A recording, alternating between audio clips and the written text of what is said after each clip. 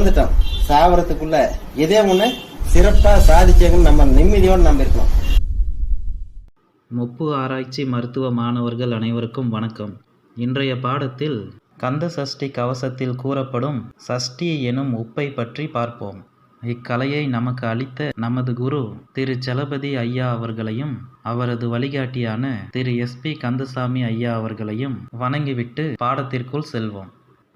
ஆறுமுகமும் அணிமுடி ஆறும் படையரசன் 6 தீப்பொறிகளால் ஆனவன், நீரிடும் நெற்றியும் அண்டத்தின் சுண்ணமானவன், நீண்ட புருவமும் கட்டிய உப்பும் 12 கண்ணும் சூரிய கலையுடைய, பவள செவ்வாயும் பவள வண்ணமுடைய, நன்னெறி நெற்றியில் நல்வழி அண்டத்தில் நவமணி சுட்டியும் நவசக்திகளை உடையது, ஈராறு செவியில் சூரிய கலை 12, இலகு குண்டலமும் இளவழுக்கை ஆகும், 6 தின்புயத்து சூரிய கலை 12, அழகிய மார்பில் அழகிய உருவமும், 6 முகமும் அணிமுடி 6 முதல் அழகிய மார்பில் வரை சஷ்டி எனும் உப்பின் உருவ அமைப்பை கூறப்பட்டுள்ளது.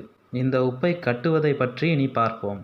பல்பூசணமும் பல வாசனை திரவியமும் பதக்கமும் தரித்து பதக்கமும் அணிந்திட, நன்மணி பூண்ட நல்ல திரண்ட மணிகளையுடைய, நவரத்ன மாலையும் நல்ல திரண்ட மாலைகளையுடைய, அதாவது கட்டிய உப்பானது வாசனையாகவும் பதக்கம் மணி நவரத்தினம் போல் கட்டி இருக்க வேண்டும் என்பதாகும்.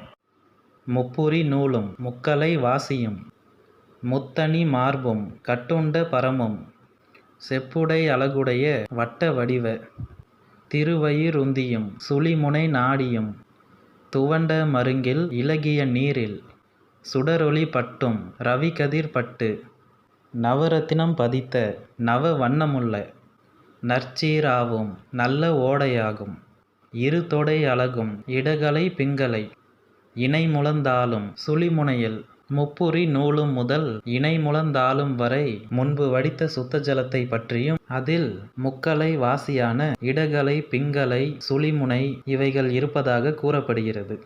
திருவடி அதனில் சஷ்டி எனும் உப்பில் சிலம்பொலி முழங்க நாதம் சேர என்னவாகும் என்பதை அடுத்த பாடத்தில் பார்ப்போம். நன்றி.